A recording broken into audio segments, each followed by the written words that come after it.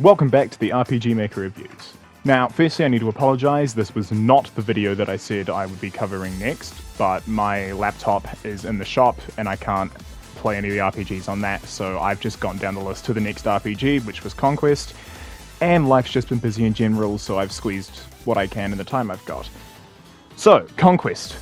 I will say up front, this is a really nice game, very well made, with only a few minor flaws here and there that bring the experience down a bit, but I'll talk about them as they roll around in their important moments. So without further ado, let's get going. Now, firstly, map design. This map design has been interesting. This is the first game that I've done a bit of background research to see if there have been other videos made on it, and there was. And the general consensus I saw on the other videos I looked at was that the map design felt a bit too big for what it was going for, and there was fatigue with some of the locales. I completely disagree. I think that this is a really well-made map, and it's very interesting. Now, the only places I have poked around so far are the Magic Mushroom Forest thing to the west, and the Ruined Elven Kingdom that you take an airship to, along with the castle itself, of course. All three of these are incredibly well designed, with a lot of life in them. You can get the feeling that they would be a place either for the castle that people would live in, or for the forest and ruins, that there were people there once, but it has been completely handed over.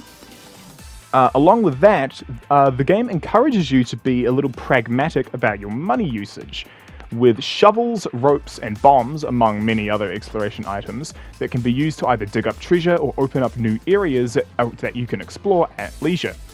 It made for an interesting dilemma of how much money do I spend to get ropes and bombs and shovels to find extra loot, versus saving the money for a potential weapon or armor upgrade for a character down the track.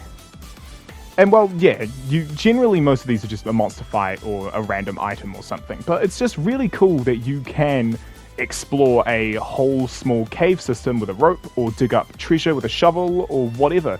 It's just really nice, and it's the first game that I've ever seen to do that sort of thing en masse. As I said before, the only real locations I've explored outside of the castle are the forest to the west and the Ruined Elven Castle. And there is a lot of really nice environmental storytelling, especially at the ruined castle. You can tell that this was once a place where people lived, and has been ruined and crushed underfoot by the boot of your civilization that you are now going out adventuring under. So it's a real nice dilemma of sorts. But you had nothing to do in it, but you've seen the wake of the destruction your kingdom has caused. I think that's very cool, and I like it. I like the environmental design here. The first thing I will complain about, however, is the combat flow. With skill obtainment being significantly slower than contemporary games outside of the skill books, you're going to be spending a lot of time spamming basic attacks until you can get the tempo going. But I will give props for those skill books. Instead of every character being able to learn every skill book, the game tells you outright on the skill book which classes can learn them. And if you try and use a skill book on a character class that can't use them, well, tough shit. The book breaks and you can't use it again. This is good in my opinion, as it encourages you to pay attention to the book you're using and who would make best use of it. But the skill books do lead into the next issue I have, and that is the game shoves pretty much everything into the item category. I'll make it perfectly blunt. As you can see here, the inventory gets bogged incredibly quickly with all sorts of bits and pieces, from spellbooks to potions to herbs to whatever. Which is the issue of just really only having 4 options. But if I could change anything about this, I would put the spellbooks under the key item slot. That way you know off rip where they are, and it's much easier to find them and scroll through them to see which ones can be put on which hero and which ones can't, sort of thing. So you don't have to scroll through the entire inventory looking for them. But back to positives. The character variety is amazing already. I'm barely a few hours in, and I already have a prince, knight, rogue, priest, crusader, ranger, assassin, and blackguard, along with me having found a few more, needing a lute for a bard, a lantern for someone else whose name escapes me off the top of my head, and a witch and alchemist requiring a few hoops to jump through. So there's a lot of options for team composition here, and you will definitely find something that you like the look of. Additionally, I do enjoy the addition of a little quest reminder if you forget your objective. Very helpful considering the sheer number of unrelated side things you can do in this game, most of which give you basically nothing in terms of rewards, but help expand the world out and feel more alive and lived in, which I think is incredibly neat. I also enjoyed the small interactions, like the boat in the castle basement or the airship to the Elven Kingdom, having their own dedicated animations. It's really nice. It's small things that really help the game pop out amongst the crowd of other games in the browser that you can pick up. And for my final real negative for this game, your party doesn't really chat with each other outside of party recruitments, which I understand is a huge undertaking to take, to have dialogue that both A, makes sense in the game world and flows naturally, no matter if you have 2 party members or 7 party members, so I'm not going to hold it against the game here for not having a long and expansive dialogue tree. It's just kind of how it is. And my final positive for the game's choice of music in the overworld matches thematically with the locales it's used in very nicely, allowing you to keep the synergy of the maps and helps keep the tempo of the game flowing by having some sort of audio cue in so that you know whether you need to be a little on alert, or if you can let your guard down, or if you're in somewhere that's going to kill you sort of thing. This game's main story really doesn't need to explain itself as much as other games have to. You get given an objective, in this case, go to a dungeon and get an orb, and then go fix the orb with help of an artificer, and then get an airship to an Elven Kingdom to discover exactly a hammer to fix said orb. It doesn't need to explain itself. You get given an objective, you go to A, you do B, you return to A, you get your next quest. It's not at all complex. But it's not really meant to be. Amongst the story, you also have optional side missions that you can complete, including some you just stumble onto randomly. And to go into full detail would take far too long for me to go into, so my personal favourite one is the one where you have to go in and clean out an abandoned village from bandits. Once you do so, a soldier moves in to play guard, and you get some nice cash out of it, which is nice. I also do like that there's a variety in party recruitments. Some party members will join you simply by talking to them, others you need to find a personal affair for, and a third type require money. The Blackguard costing 2,500 gold is shocking to me, but the Ranger costing 1,000 is even weirder. The important thing here is that the game's difficulty, pacing, and story control are left mostly in your hands, which I think is a really cool idea that I haven't really seen done in other RPGs. Yes, you can run straight through the story doing none of the optional side content and do basically nothing, but you'll be left with 2 party members and increasing difficulties. But if you stop and take a minute to go through and do some of the optional side quests, you'll build up a party of varying sizes that will be able to take on just about any threat you can throw at them. You can make this game as easy or as hard as you want, depending on how much of the side content and extra characters you want to recruit. That's really cool in my opinion, and I hope more games do it.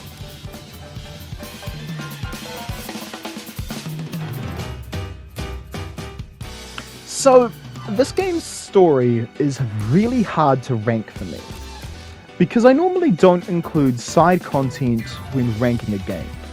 But this game's side content seems so intrinsically tied into the main story that I feel like I'd be doing the game a disservice if I didn't rank it.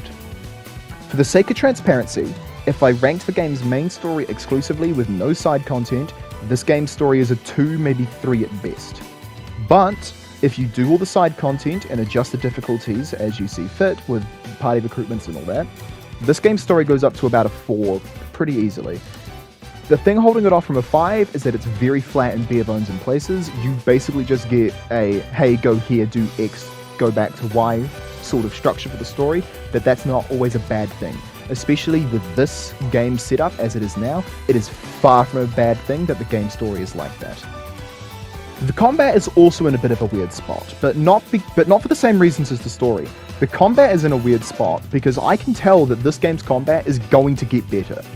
Once I unlock skills and more characters and find a party comp I like, this game's combat could very easily stick a 5. But as it is now, I can't give the combat any more than a 3. It's slow, it's clunky, and the pacing is really off. But again, I know this is going to get better. I just need to play more of the game and see it to get better. So for now, combat gets a 3 out of 5. But in a future secondary review I do on this game, that score will change. I can promise you that. The characters are nice. They're really nice.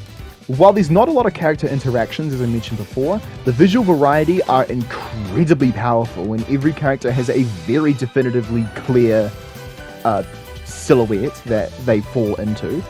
And the sheer variety just allows for a lot of party variety. I'm just very curious how you unlock the other characters that I see but can't get, like where the loot is, where the mortar and pestle is. I have the lantern, and I'm assuming the witch just comes later.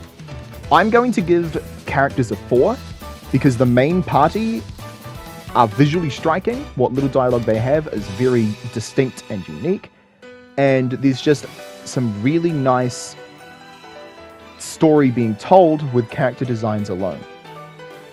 The exploration, as I mentioned before, is very nice.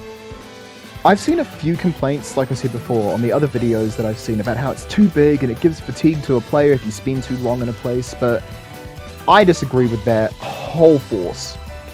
The exploration harkens back to something like Chrono Trigger, and as an avid Chrono Trigger fan, I really like that.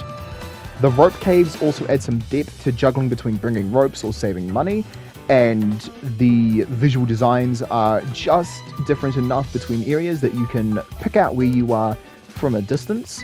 I also really like the unique fencing structures they've set up for some of the outposts and how it is just so different from everything else I've seen. And a lot of the ruin interiors are also really good. Like, this has just been really well done on all fronts. So I'm going to give exploration a 5 because I have fallen in love with how the locations, both exterior and interior, have been designed. And finally, general enjoyability. I had a great time with Conquest. It may not be the perfect game on RPG Maker, but it doesn't need to be. It stays in its lane and it does its job spectacularly. There are a few small issues scattered through that bring the game down, but these are issues that I think the game manages to work up, over, and past, and you are never really left with a feeling of complete confusion, as you always have a quest reminder that you can check at any time from your key items. With that said, I'm going to be giving enjoyment, a 4 out of 5.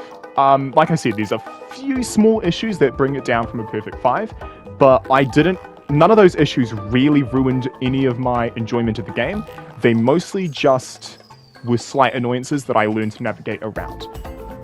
Still don't really know where the lever is for the puzzle in the Elven Fortress, but that's probably a skill issue on my part. So this gives Conquest a 20 out of 25 if side content is included, and an 18 out of 25 if side content is excluded. That is not a bad performance, especially from a first-time review game.